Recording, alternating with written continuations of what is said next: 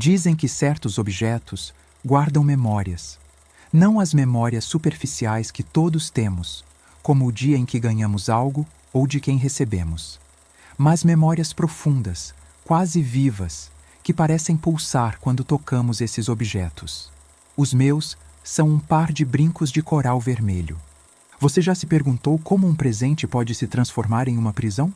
Como algo aparentemente inocente pode carregar o peso de toda uma vida de dor? Minhas mãos enrugadas tremem toda vez que abro a pequena caixinha de madeira onde os guardo. 75 anos de vida. E esses tremores não são apenas da idade. São tremores da memória. São tremores do medo que ainda vive em mim, mesmo depois de tanto tempo. Os brincos estão ali, exatamente como no dia em que os recebi. As contas vermelhas, brilhantes como sangue fresco, foram o primeiro presente que ganhei dele. O homem que me chamava de esposa quando eu tinha apenas 13 anos. Um homem que todos chamavam respeitosamente de coronel. Nunca mais os usei depois que escapei daquele lugar. Não consigo. Mas também não consigo me desfazer deles. São minha prova, minha lembrança, meu testemunho. Vó Dolores, por que guarda isso se te faz mal? Perguntou minha neta semana passada. Não soube responder na hora, mas sei agora. Guardo porque esquecimento é um luxo que não posso me permitir, porque algumas histórias precisam ser lembradas para não serem repetidas. Hoje, olho pela janela do meu pequeno apartamento em Goiânia. A cidade cresceu, modernizou-se. Nada aqui lembra os confins de Goiás, onde ficava a fazenda Remanso Feliz. Um nome tão bonito para um lugar tão cheio de horrores. 6 décadas se passaram desde que meus pés pisaram naquelas terras pela primeira vez. O Brasil mudou. Dizem que evoluímos. As mulheres conquistaram direitos, as leis mudaram. Mas sei que em algum canto deste país imenso, neste exato momento, há uma menina sendo entregue, trocada, vendida, como eu fui. O rádio na minha cozinha toca uma música atual, nada parecida com o que ouvíamos naquele velho Philips da fazenda, nossa única janela para o mundo exterior. Penso em como seria ter tido uma adolescência normal, ter usado esses brincos em um primeiro encontro verdadeiro, com um rapaz da minha idade, ter escolhido amar alguém, em vez de ser propriedade de alguém. Respiro fundo e fecho a caixinha. Hoje vou contar essa história, não para provocar pena ou horror, mas porque carrego nas costas o peso de 9 mulheres, as 9 esposas do coronel. Algumas já partiram deste mundo sem jamais terem contado suas verdades. Outras vivem como eu, com suas próprias caixinhas guardadas em gavetas, cheias de memórias que ninguém deveria carregar. Feche os olhos por um instante. Imagine ter 13 anos e ouvir seu próprio pai dizer que você agora pertence a outro homem. Imagine ter que deixar sua infância para trás em uma única tarde, carregando apenas uma pequena trouxa de roupas e o peso do que está por vir. Foi assim que começou minha história. Uma história sobre poder, dor e, acima de tudo, sobrevivência. Nasci em 1950, em um lugarejo tão pequeno que nem aparecia nos mapas, a algumas horas de Goiânia. Éramos 9 irmãos, 6 meninas e 3 meninos. Meu pai, Sebastião, trabalhava como empregado em diversas fazendas da região. Minha mãe, Josefa, cuidava da casa e de nós, enquanto vendia quitandas para ajudar no sustento. Fomos criados na simplicidade absoluta. Nossa casa tinha chão de terra batida e telhado que deixava passar a chuva nos temporais mais fortes. Mas havia amor ali, do jeito simples e rústico que meus pais conheciam. Mamãe me ensinou a costurar, a fazer sabão de cinzas, a identificar ervas medicinais na mata. Papai me mostrou como plantar na época certa e como respeitar a terra. Frequentei a escola por apenas 3 anos. A professora, Dona Matilde, vinha de Goiânia e dava aulas para todas as crianças da redondeza na pequena igreja de madeira. Aprendi a ler, escrever e fazer contas básicas. Gostava especialmente de ouvir as histórias que ela lia para nós, contos de fadas onde princesas eram salvas e viviam felizes para sempre. Que ironia pensar nisso agora. Em 1963, o Brasil era um caldeirão político. Jango tentava implementar as reformas de base. Os conservadores resistiam. A Guerra Fria ecoava até nos confins do país. Mas para uma menina de 13 anos vivendo na roça, política era apenas o assunto distante que fazia os homens discutirem acaloradamente nos armazéns. Nossa família passava por dificuldades maiores que o normal naquele ano. Uma seca prolongada tinha destruído boa parte da plantação, e meu irmão mais velho, Antônio, havia quebrado a perna em um acidente com o carro de boi, impossibilitando-o de trabalhar. Lembro do olhar aflito da minha mãe contando as moedas todas as noites, tentando fazer milagre com o pouco que tínhamos. Foi nesse contexto que o coronel Augusto Mendonça apareceu em nossa casa pela primeira vez. Era dono das terras onde meu pai trabalhava e de boa parte da região. Chegou em um jipe verde-oliva, levantando poeira na estrada de terra. Alto, com bigode espesso e um chapéu de feltro que nunca tirava da cabeça, mesmo dentro de casa. Seu Sebastião, ele disse naquela tarde quente de outubro, vim trazer uma proposta que vai ajudar sua situação. Eu estava no quintal, estendendo roupas no varal, mas podia ouvir a conversa pela janela aberta. Lembro do cheiro de café fresco que mamãe havia preparado para a visita importante, misturado ao perfume forte e adocicado que emanava do coronel. Um cheiro que mais tarde eu aprenderia a temer. A menina tá ficando moça, ouvi ele dizer baixando a voz. Na minha casa não vai faltar nada para ela. Vai ter roupa nova, comida todo dia, vai até aprender a tocar piano se quiser. Não entendi imediatamente o que estava acontecendo. Continuei pendurando os lençóis molhados, distraída com uma borboleta azul que pousara na cerca. Foi só quando ouvi o choro contido da minha mãe que parei para prestar mais atenção. 1.000 cruzeiros agora e mais 500 por mês durante um ano, o coronel continuou. Além de garantir sua permanência na fazenda, com salário melhor. O silêncio que se seguiu foi ensurdecedor. Meu pai não respondia. Eu podia imaginar sua expressão. As rugas da testa se aprofundando como sempre acontecia quando enfrentava decisões difíceis. Mamãe soluçava baixinho. Naquela noite, durante o jantar, ninguém conversou. Apenas o som das colheres raspando os pratos de Ágata. E então, enquanto guardava a louça lavada, ouvi meu pai dizer para minha mãe: é para o bem dela, Josefa, é para o bem de todos nós. 3 dias depois, arrumei minha pequena trouxa. Levei 2 mudas de roupa, o terço que ganhei na primeira comunhão, um pente de madeira e uma boneca de pano que minha mãe havia feito, a única que já tive. Mamãe colocou também uma medalha de Nossa Senhora Aparecida, amarrada em uma fita azul. Use escondida. Ela sussurrou em meu ouvido enquanto me abraçava pela última vez, as lágrimas escorrendo silenciosamente. Ela vai te proteger. Meu pai evitava me olhar nos olhos. Ajeitava e reajeitava o chapéu de palha surrado nas mãos, como se nele pudesse encontrar as palavras certas. É para o seu bem, Dolores, ele repetiu mecanicamente. Vai ter comida todo dia, roupa limpa, vai ser senhora de um homem poderoso. Quando o jipe do coronel chegou, meus irmãos mais novos correram para se esconder. Os mais velhos me olhavam com uma mistura de pena e alívio. Alívio porque havia uma boca a menos para alimentar, pena porque todos intuíam, mesmo sem compreender completamente, que meu destino não seria fácil. A viagem até a fazenda durou quase 3 horas. O coronel dirigia em silêncio, ocasionalmente comentando sobre o tempo ou apontando alguma propriedade que lhe pertencia. O Brasil de 1963 passava pela janela. Estradas de terra, pequenas vilas, crianças descalças acenando para o carro que levantava poeira. Um país à beira de grandes mudanças, embora eu não soubesse disso. Quantos anos mesmo você tem, menina? Perguntou o coronel enquanto acendia um cigarro. 13, senhor. Respondi, a voz quase inaudível. Ele sorriu, soprando a fumaça.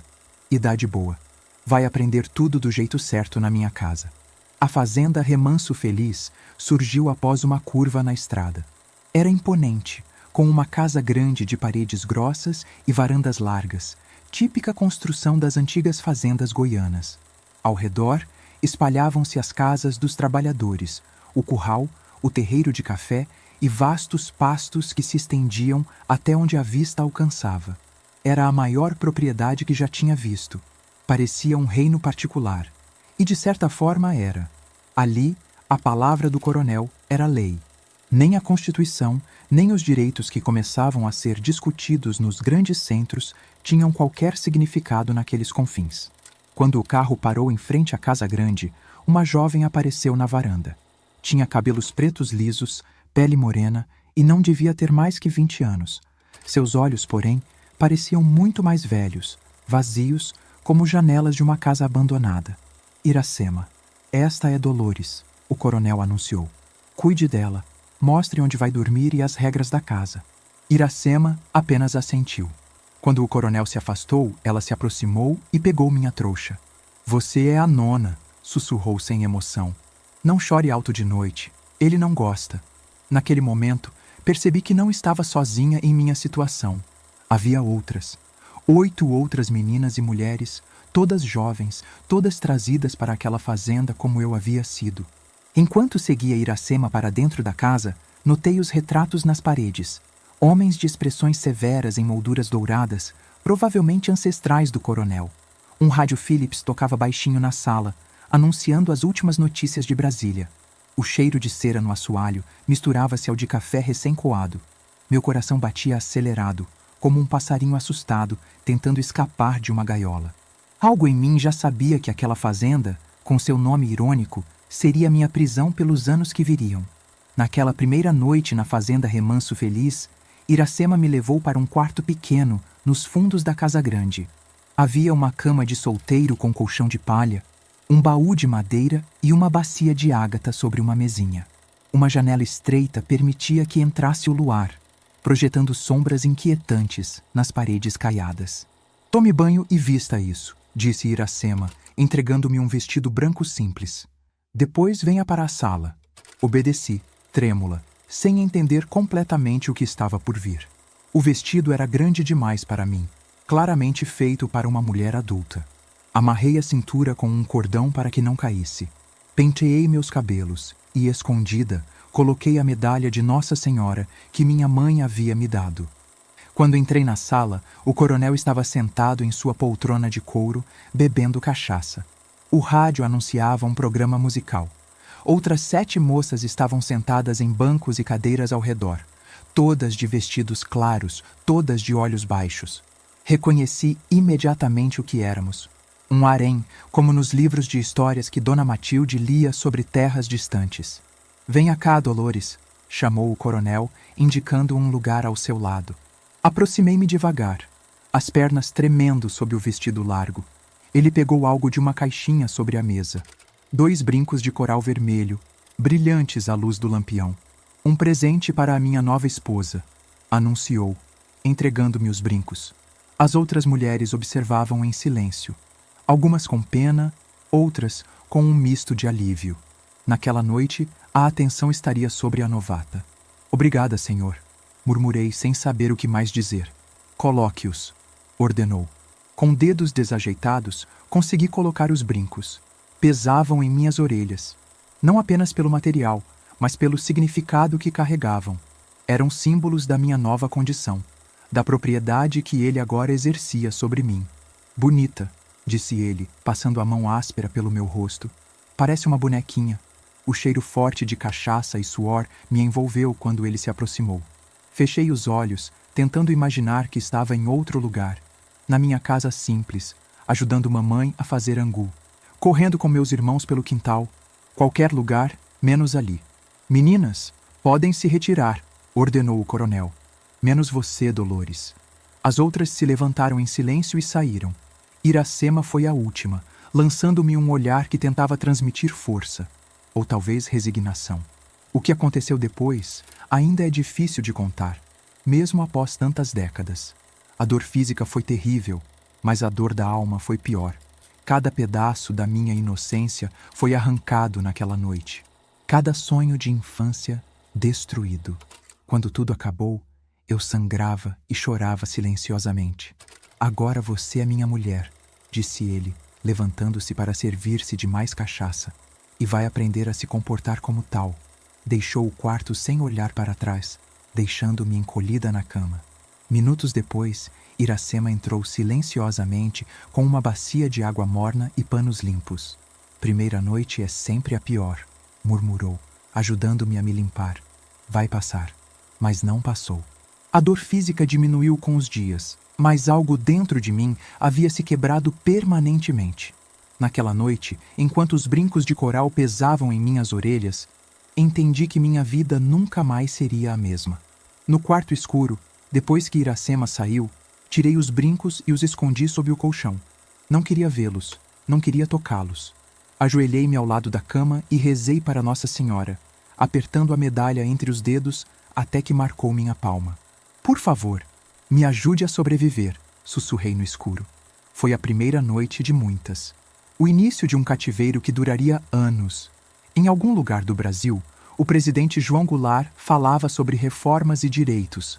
Mas ali, nos confins de Goiás, nenhuma lei me protegia. Eu era propriedade, não pessoa.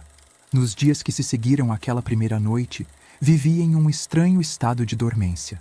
Era como se minha alma tivesse se desligado do corpo para se proteger. Movia-me pela casa grande como um fantasma, obedecendo ordens, executando tarefas domésticas que Iracema me ensinava, sempre de olhos baixos. As outras esposas me acolheram à sua maneira silenciosa. Éramos 9 ao todo. Rita, a mais velha com 21 anos, havia sido professora. Iracema tinha 19 e estava ali há 3 anos. Carminha, uma indígena de 17 anos capturada no norte. Thelma e Berenice, ambas com 16. Aninha, a mais nova além de mim, com apenas 12. E 2 irmãs, Jandira e Marilda, de 18 e 14 anos, que haviam sido entregues juntas por um pai alcoólatra. Cada uma carregava sua própria história de abandono e entrega. Algumas, como eu, haviam sido vendidas por famílias em situação desesperadora. Outras haviam sido simplesmente tomadas, sem qualquer acordo ou pagamento.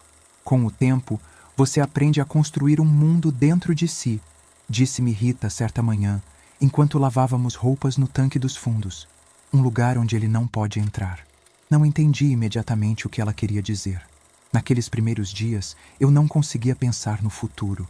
Vivia hora após hora, tentando apenas sobreviver até o anoitecer. E quando a noite chegava, rezava para sobreviver até o amanhecer. O coronel tinha um sistema. Cada esposa tinha sua função na casa e seus dias designados para servir ao marido, como ele chamava. Para mim, as noites eram as piores. Durante o dia, podia me perder nas tarefas, no movimento da casa grande. Mas à noite, quando era chamada aos seus aposentos, não havia como escapar. Após uma semana, adoeci. Febre alta, tremores. Meu corpo, ainda infantil, reagia ao trauma sofrido. Passei 3 dias delirando na cama. Nos momentos de lucidez, via ora Iracema, ora Rita ou Carminha colocando panos úmidos em minha testa, fazendo-me tomar chás amargos de ervas que ajudavam a baixar a febre. Ele está furioso, ouvi Berenice sussurrar para Thelma enquanto achavam que eu dormia. Diz que pagou bom dinheiro por uma mercadoria com defeito. A febre acabou cedendo, mas algo havia mudado em mim. Foi como se aqueles dias entre a vida e a morte tivessem me dado um novo entendimento, um clarão de compreensão sobre minha situação. Percebi que tinha 2 escolhas: definhar e morrer, como muitas antes de mim haviam feito, ou encontrar formas de sobreviver, não apenas fisicamente, mas preservando algo de minha humanidade. Uma manhã, quando já estava recuperada, Rita me encontrou chorando escondida atrás do depósito de lenha. Por que isso está acontecendo comigo? O que eu fiz de errado? Soluçava, abraçada aos joelhos. Rita sentou-se ao meu lado na terra batida, olhando para os lados para certificar-se de que estávamos sozinhas. Você não fez nada de errado, Dolores, disse ela, segurando minhas mãos trêmulas. É o mundo que está errado. Homens como o coronel existem porque podem existir, porque ninguém os impede. Enxuguei as lágrimas com a manga do vestido. Vamos morrer aqui? Rita olhou para o horizonte, onde o cerrado se estendia dourado sob o sol da manhã. Algumas sim, outras conseguem sair. Como? Algumas envelhecem e deixam de interessar. São mandadas embora ou conseguem convencer o coronel a deixá-las partir. Outras, ela hesitou. Outras acabam grávidas e, dependendo do humor dele, podem ser enviadas para longe para ter a criança. Algumas nunca voltam. Aquela conversa plantou em mim a primeira semente de esperança. Ou pelo menos de propósito. Se havia possibilidades de sair dali, mesmo que remotas, eu precisava me manter viva e lúcida para aproveitá-las quando surgissem. Naquela noite, recuperei os brincos de coral de debaixo do colchão. Olhei para eles por um longo tempo, sentindo seu peso nas mãos. Então, deliberadamente, coloquei-os de volta na caixinha e guardei-a no fundo do baú. Se um dia eu conseguisse sair daquele lugar, levaria os brincos comigo, não como enfeite, mas como lembrança do que sobrevivi, como prova de que, mesmo nas condições mais terríveis, algo em mim permaneceu intocado. O Brasil que eu conhecia antes de chegar à fazenda era pequeno. Limitava-se ao lugarejo onde cresci, à escola improvisada na igreja, às histórias que ouvia dos viajantes que passavam pela venda do seu Juvenal.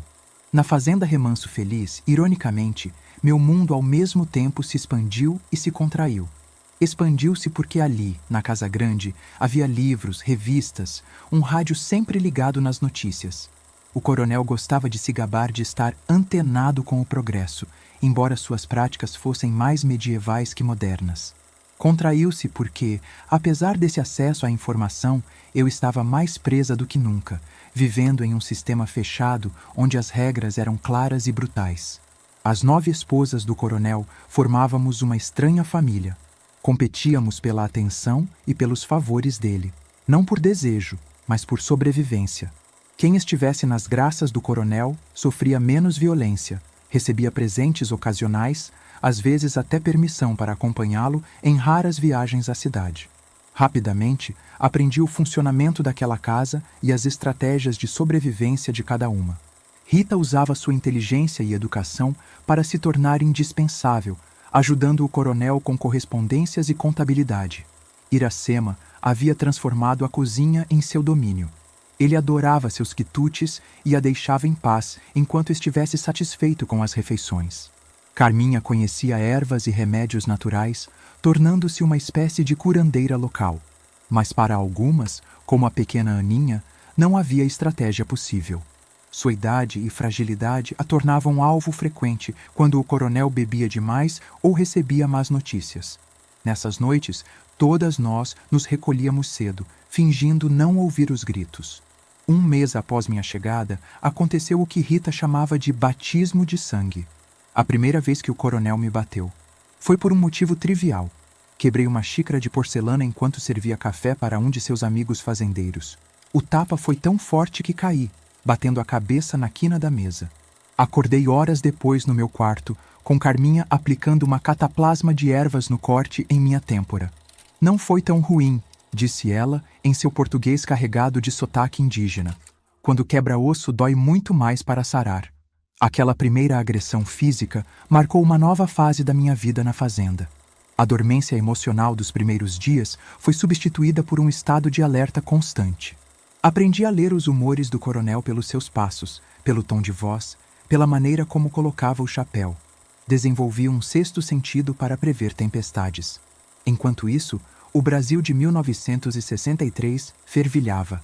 O rádio Philips na sala anunciava tensões crescentes, manifestações, discursos inflamados de Jango, reações da oposição.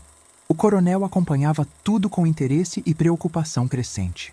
Esses comunistas vão querer tomar minhas terras, resmungava para seus amigos que vinham jogar cartas aos domingos. Mas antes disso, vão ter que passar por cima do meu cadáver.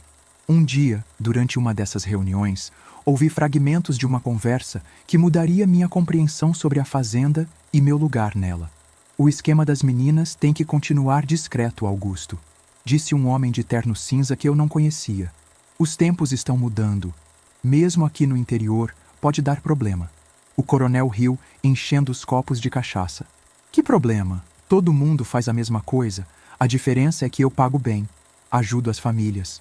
Mesmo assim, insistiu o homem, baixando a voz.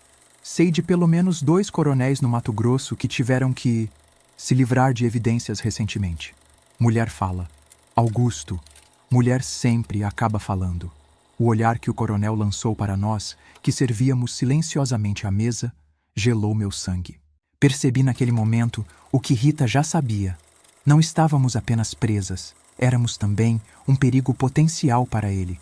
Nosso conhecimento, nossos testemunhos, Nossa mera existência poderia um dia ameaçá-lo.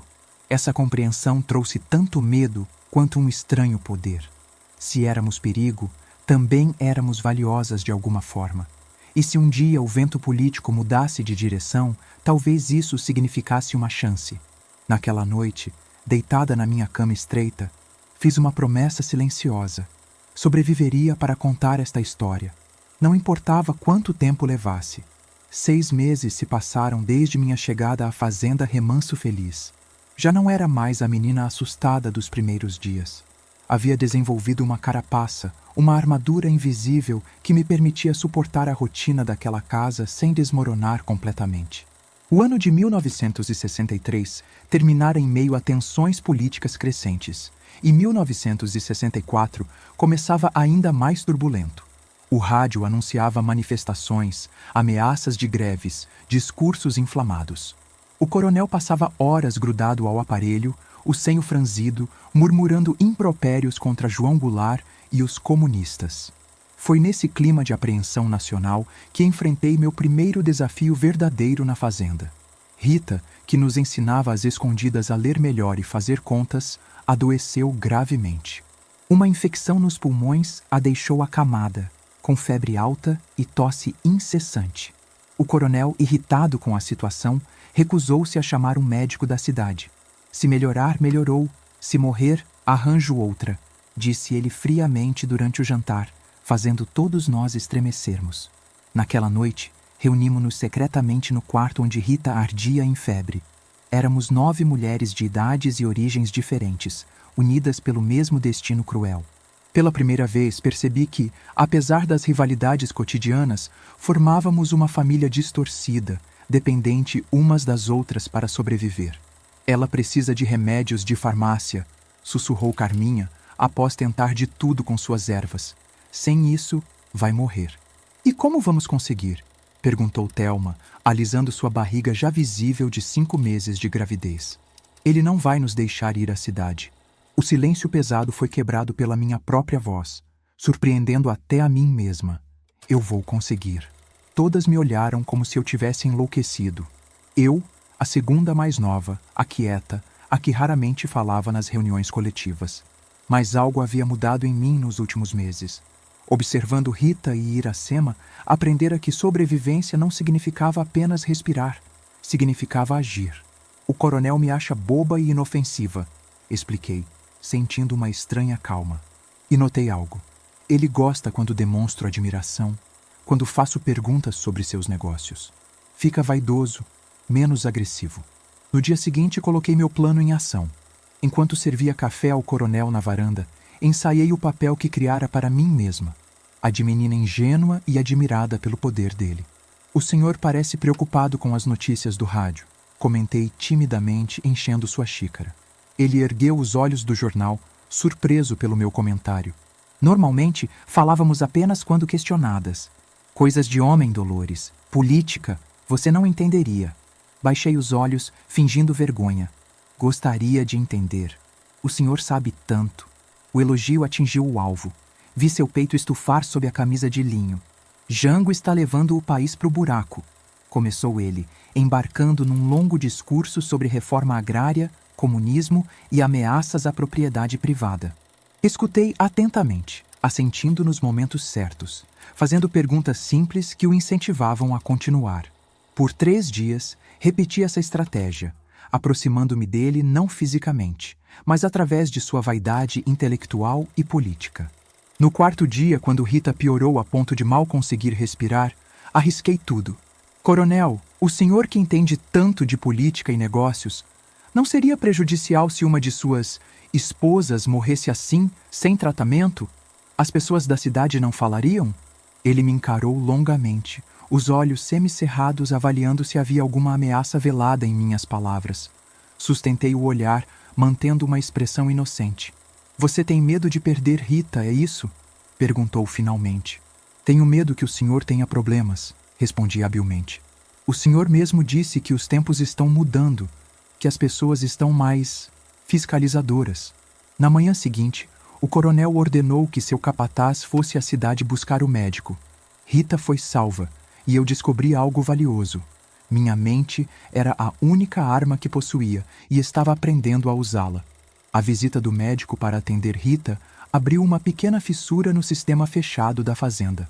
Por alguns dias, um estranho entrou em nosso mundo, viu nossas condições, observou a estranha configuração daquela casa. Embora não tenha questionado nada abertamente, homens como ele sabiam que fazendeiros poderosos tinham suas famílias alternativas. Sua presença criou um precedente. Encorajada pelo sucesso da minha primeira intervenção, comecei a traçar planos mais ambiciosos. Rita, recuperando-se lentamente, me chamou para uma conversa reservada quando teve forças suficientes para sentar-se na cama. Você está jogando um jogo perigoso, Dolores, disse ela, segurando minhas mãos entre as suas, ainda quentes de febre. Manipular homens como o coronel é como brincar com uma jararaca. Um movimento errado e ela te dá o bote. Mas funcionou, argumentei. Conseguimos o médico para você. Ela sorriu tristemente. Desta vez. Da próxima, ele pode perceber a estratégia. Homens como ele odeiam sentir que estão sendo conduzidos, especialmente por uma mulher. As palavras de Rita ficaram comigo enquanto eu ajudava nas tarefas da casa. Lá fora, o Brasil fervilhava com a possibilidade de mudanças radicais. Em março de 1964, o rádio noticiava a famosa manifestação no Rio de Janeiro, onde o presidente Jango anunciava as reformas de base. O coronel passava horas trancado em seu escritório com outros fazendeiros da região, em reuniões tensas, repletas de sussurros e mapas abertos sobre a mesa. Apesar dos avisos de Rita, decidi tentar nova abordagem. Entre as tarefas domésticas, comecei a fazer pequenas sugestões ao coronel, sobre o plantio, sobre as negociações com compradores, sobre a administração da casa. À medida que ele percebia minha inteligência para números e organização, passei a auxiliá-lo com alguns registros da fazenda. Essa aproximação, calculei, poderia eventualmente me dar acesso a dinheiro, documentos, talvez até as chaves do jipe ou a arma que ele guardava na gaveta. Foi assim que conheci melhor outros aspectos do nosso cativeiro. O quanto valia cada uma de nós nos registros dele, os acordos que havia feito com nossas famílias, as terras que havia anexado em troca de meninas. Em uma tarde de final de março, enquanto organizava recibos antigos, encontrei um maço de documentos que me gelou o sangue. Certidões de óbito. 4 nomes femininos, todas classificadas como empregadas domésticas, mortas por causas naturais entre 1958 e 1962. Nomes que nunca havíamos ouvido mencionar na fazenda. Não tive tempo de investigar mais. O coronel retornou inesperadamente ao escritório e me flagrou com os papéis na mão. "O que pensa que está fazendo?" rugiu, arrancando os documentos de minhas mãos trêmulas. Só estou organizando como o senhor pediu", gaguejei, sentindo o sangue gelar nas veias. O tapa que recebi foi tão violento que caí da cadeira. O segundo e o terceiro vieram enquanto eu ainda estava no chão. Pela primeira vez, vi no rosto do coronel não apenas raiva, mas medo. Medo do que eu poderia ter descoberto. Medo do que poderia fazer com aquela informação. "Você não passa de uma vagabunda ingrata", gritou, chutando-me nas costelas.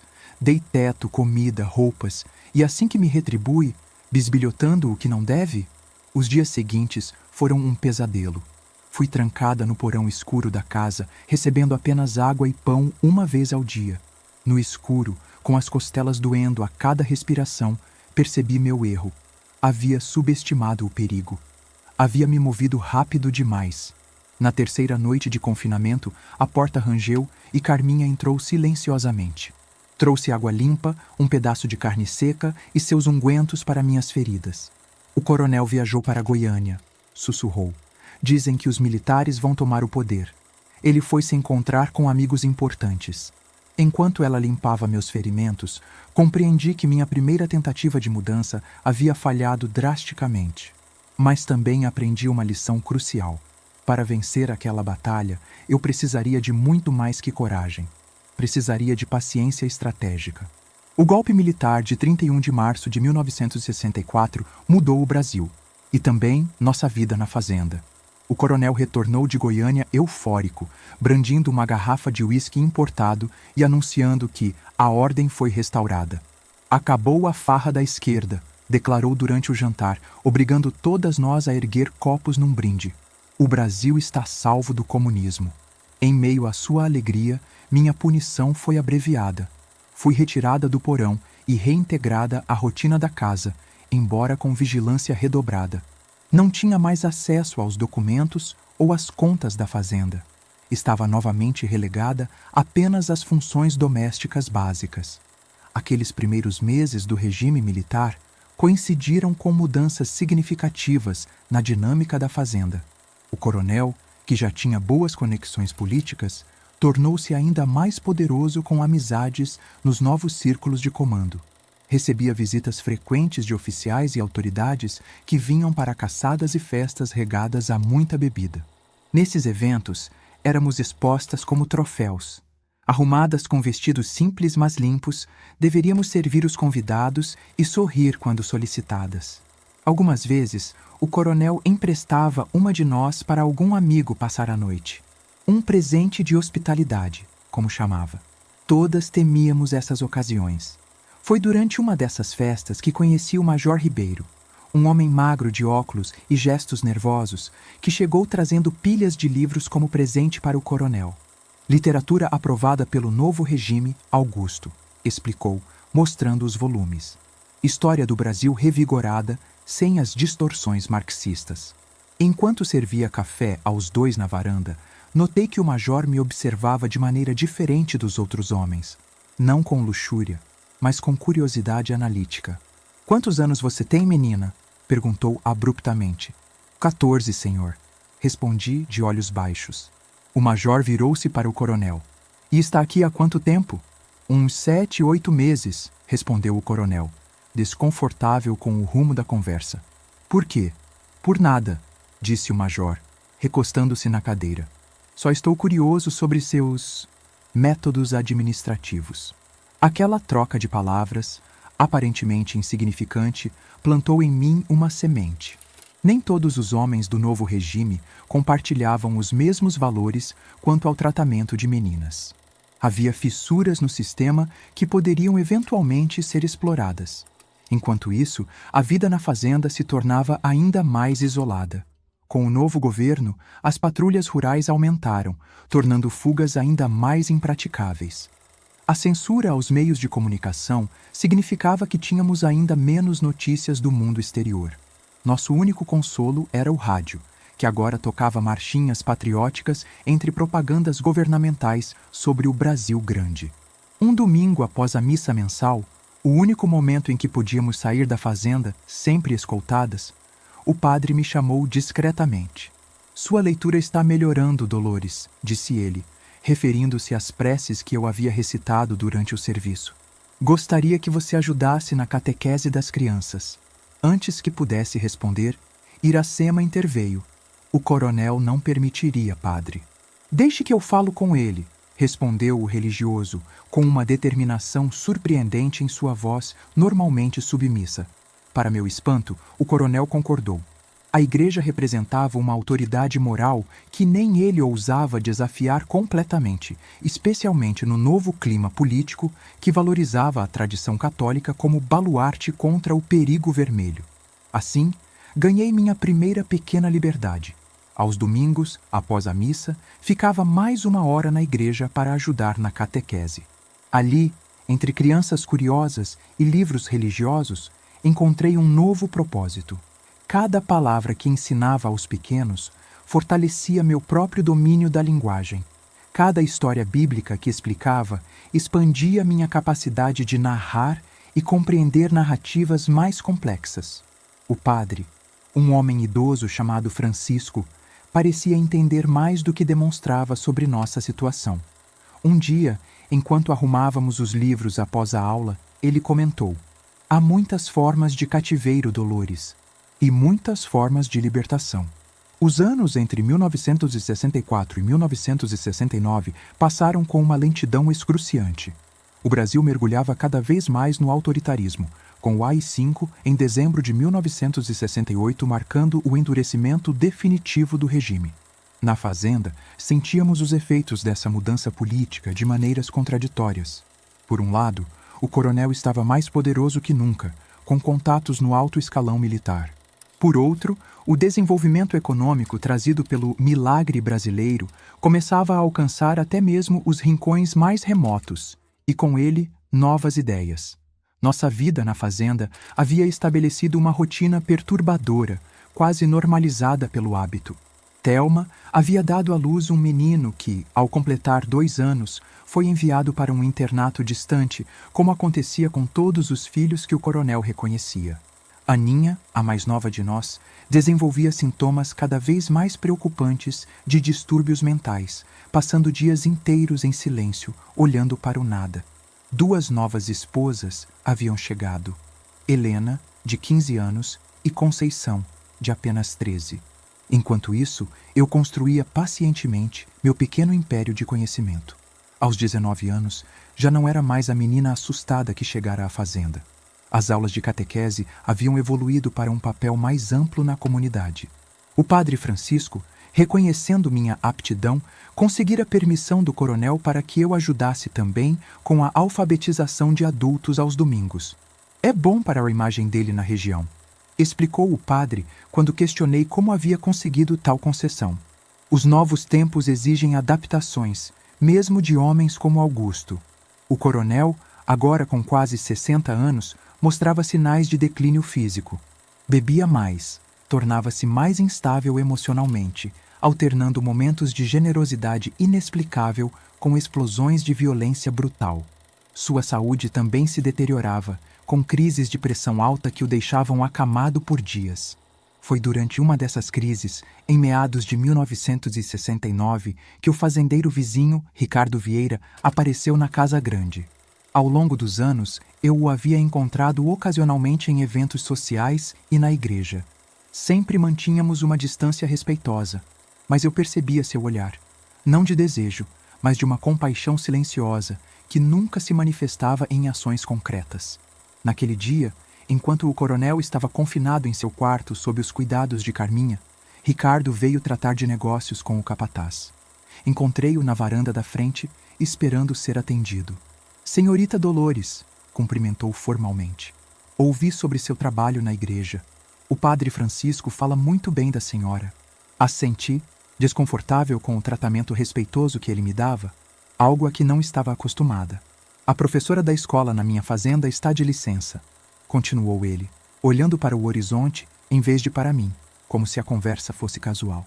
Preciso de alguém para substituí-la por algumas semanas. Pensei que talvez, se o coronel permitisse, o coração disparou em meu peito, mas mantive o rosto impassível. O senhor teria que falar diretamente com ele. Quando melhorar. Ricardo assentiu, ainda sem me olhar diretamente. Então, num movimento quase imperceptível, deslizou um pequeno papel para minha mão enquanto me entregava sua xícara de café. Para emergências verdadeiras, murmurou. Guarde com cuidado. Naquela noite, sozinha em meu quarto, examinei o papel à luz fraca de uma vela. Um número de telefone, escrito com letra precisa. Memoriei-o imediatamente e queimei o papel, misturando as cinzas com terra do vaso de plantas. Nos dias que se seguiram, uma tensão crescente tomou conta da fazenda. O coronel, ao melhorar da crise, recebeu notícias que o deixaram furioso.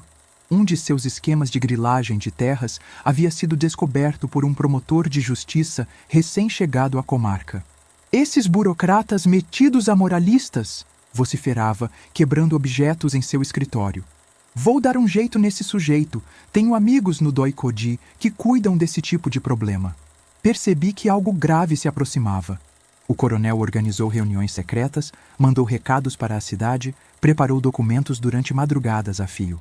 Em uma dessas noites, passei silenciosamente pela porta entreaberta do escritório e o ouvi ao telefone. Sim, coronel, entendo a situação. Não, ninguém vai descobrir. As mulheres? Não representam perigo. Estão todas domesticadas. Se for necessário, posso transferi-las temporariamente.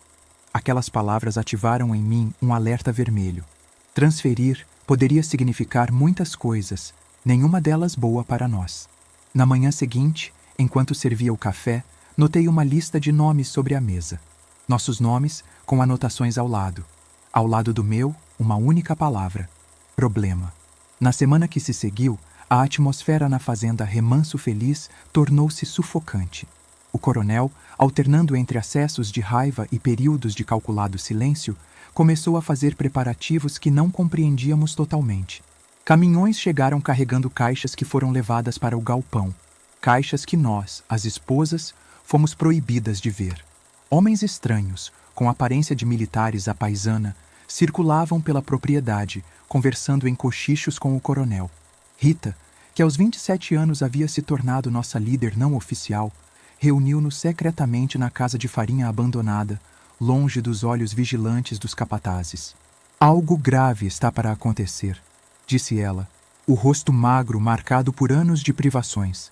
Ouvi o coronel falando sobre limpar a área. Precisamos nos preparar. Preparar para quê? Perguntou Helena, a mais recente adição ao nosso grupo, ainda não totalmente adaptada à vida na fazenda. Para o pior, respondeu Rita, com uma calma que escondia seu medo. O coronel está envolvido em algo ilegal, mesmo para os padrões do regime. Se ele cair, não vai querer deixar testemunhas. Um silêncio pesado caiu sobre nós 9. O que Rita sugeria não era novidade.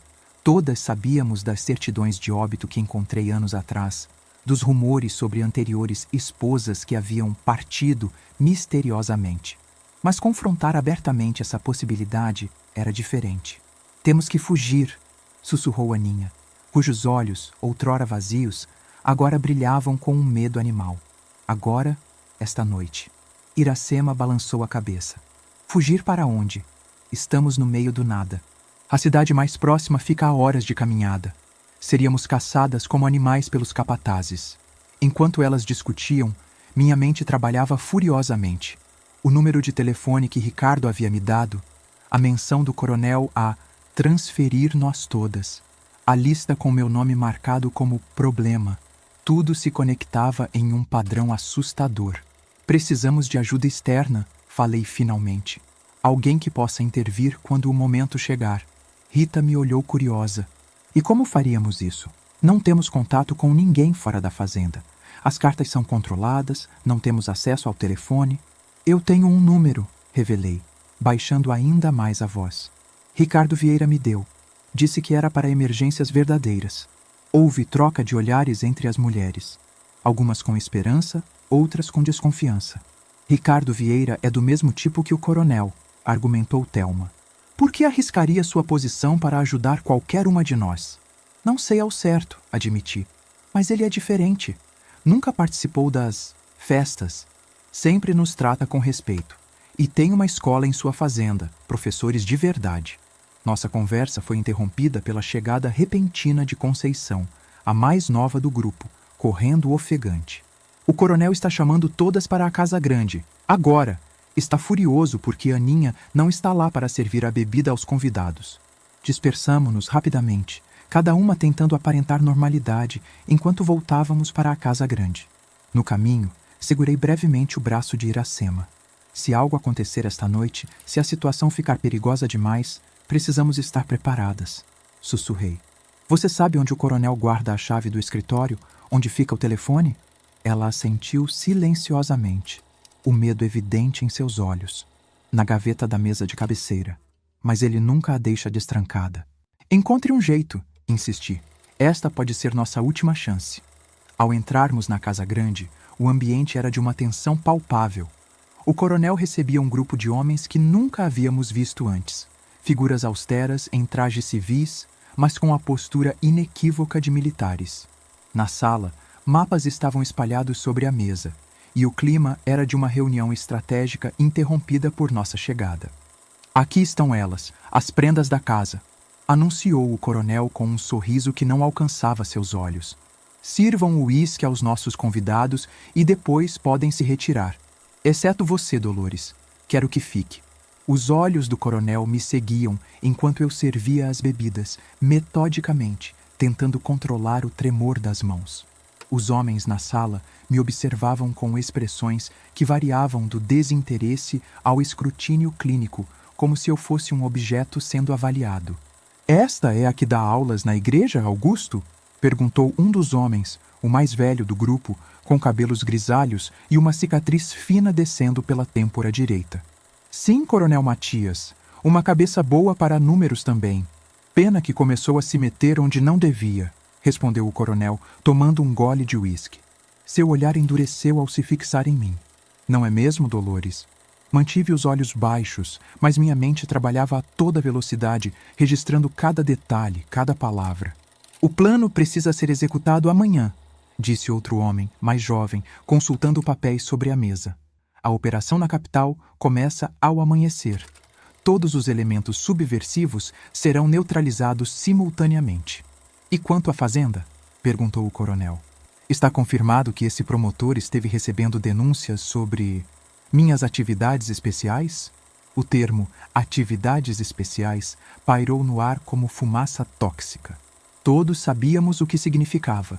Nós, as mulheres e meninas mantidas em cativeiro, o tráfico de terras, os acordos ilícitos com autoridades. Confirmado, respondeu o homem mais jovem.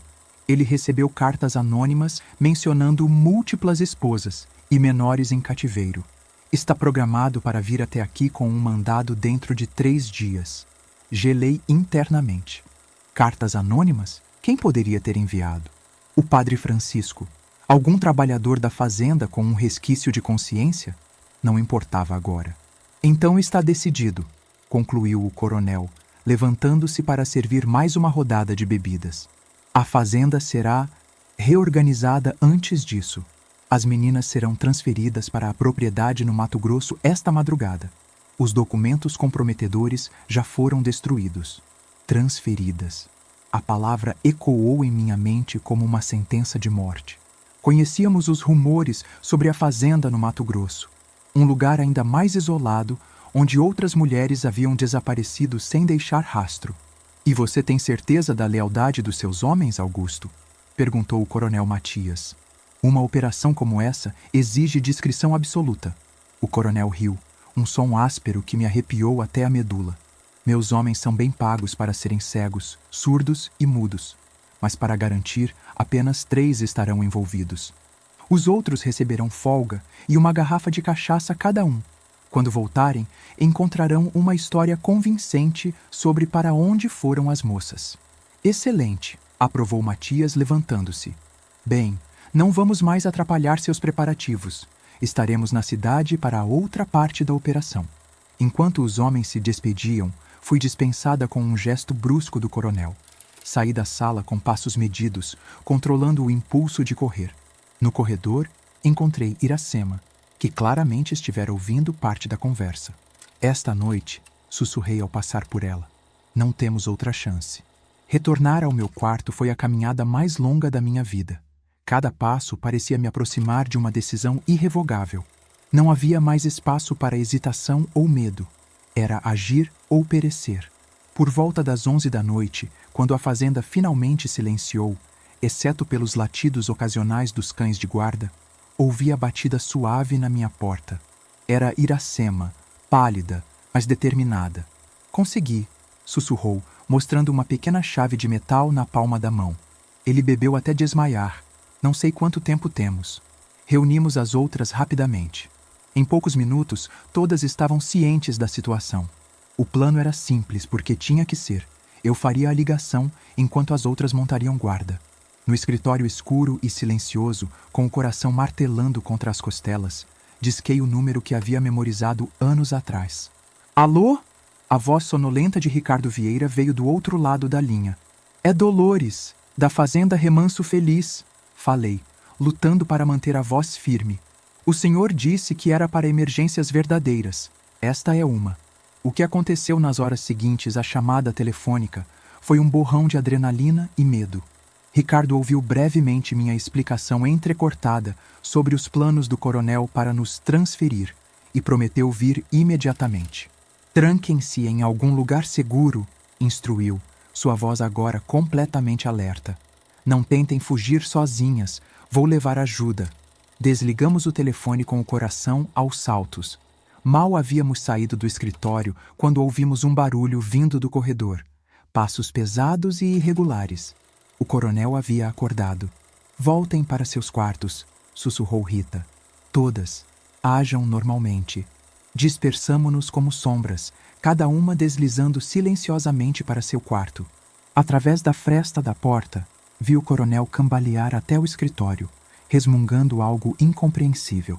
Se ele percebesse que o telefone havia sido usado, os minutos que se seguiram foram os mais longos da minha vida.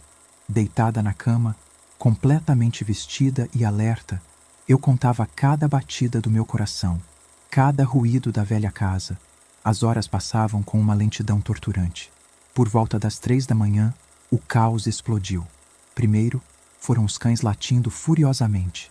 Depois, vozes alteradas, o ruído de motores se aproximando, portas batendo. Levantei-me de um salto, agarrando o pequeno embrulho que havia preparado. Apenas a medalha de Nossa Senhora, os brincos de coral numa caixinha e um retrato em preto e branco que tiramos na igreja. As 9 esposas, reunidas após uma missa. A porta do meu quarto foi aberta violentamente. Era o coronel. Os olhos injetados de ódio e bebida, uma arma na mão. Sua cadela traiçoeira, rosnou. Foi você quem fez isso. Recuei até a parede, incapaz de responder. Pela janela, vi luzes de faróis iluminando o terreiro da fazenda. Vozes masculinas gritavam ordens. O coronel agarrou meu braço com força brutal, arrastando-me para o corredor. Se vou cair, você vem comigo. No corredor encontramos Aninha, paralisada de medo. Sem hesitar, o coronel a agarrou também, usando-a como escudo enquanto nos empurrava para a sala da frente. A cena que encontramos era surreal. Ricardo Vieira estava lá, acompanhado por 2 homens em trajes civis, que depois descobri serem policiais federais.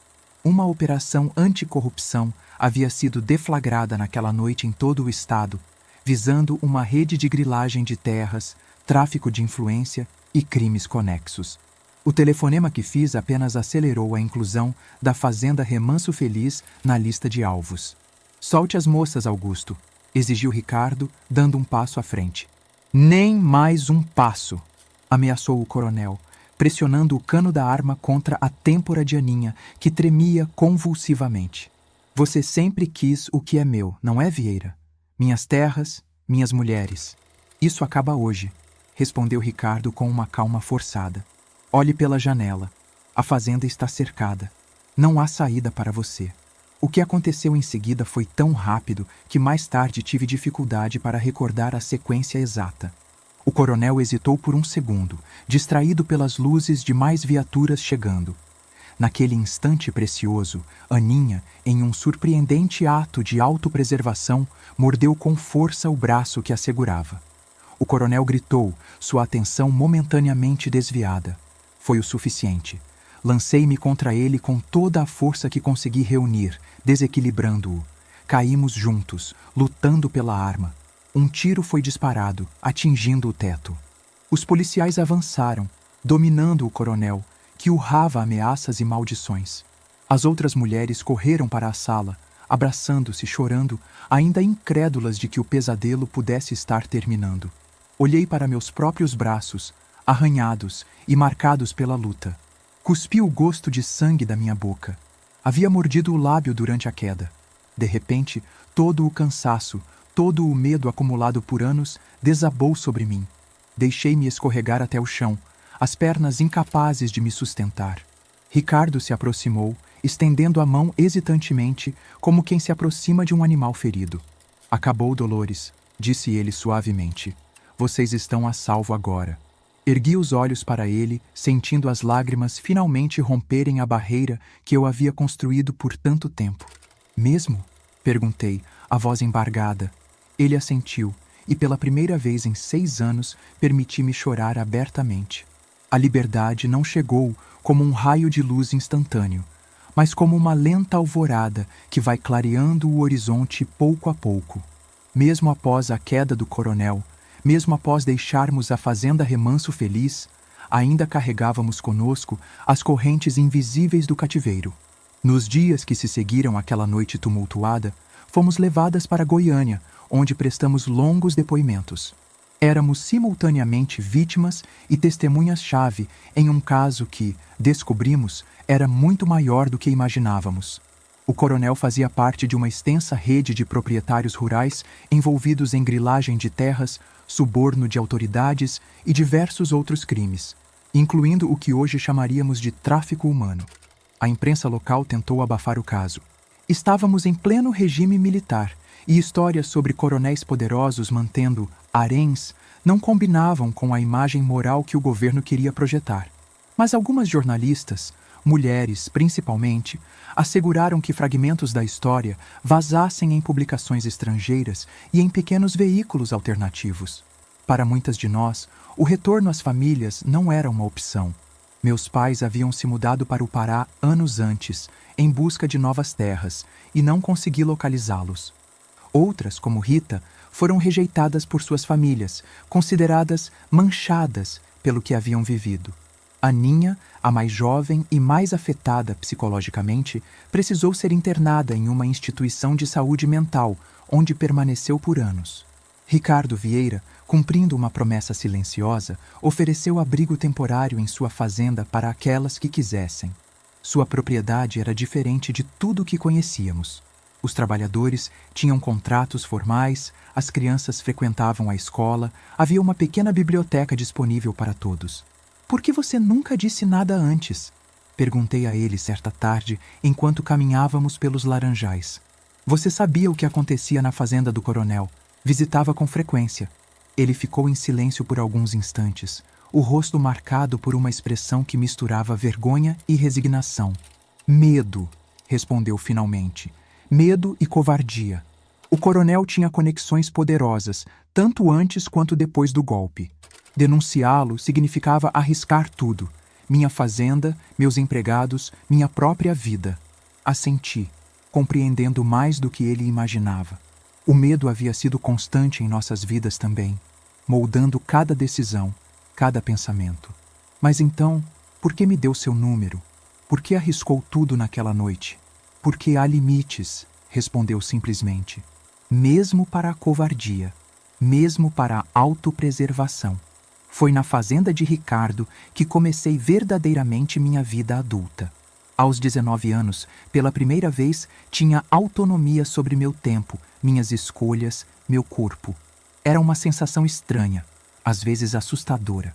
Havia noites em que acordava em pânico, certa de que ainda estava na fazenda Remanso Feliz, de que a liberdade não passava de um sonho elaborado.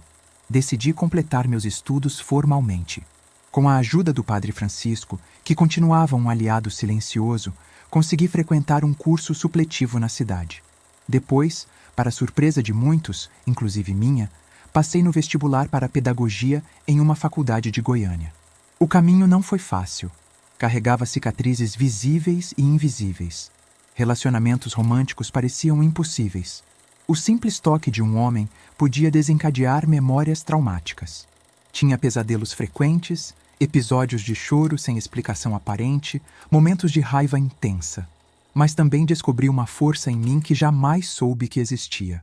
Uma capacidade de reconstrução que surpreendeu a todos os psicólogos que me atenderam ao longo dos anos. Sobrevivência não é apenas continuar respirando, disse-me uma vez uma psicóloga nos anos 1980, quando finalmente busquei ajuda profissional. É preservar sua humanidade quando tudo ao seu redor tenta arrancá-la. E era isso que todas nós, as 9 esposas do coronel, havíamos feito de maneiras diferentes, preservado nossa humanidade contra todas as probabilidades.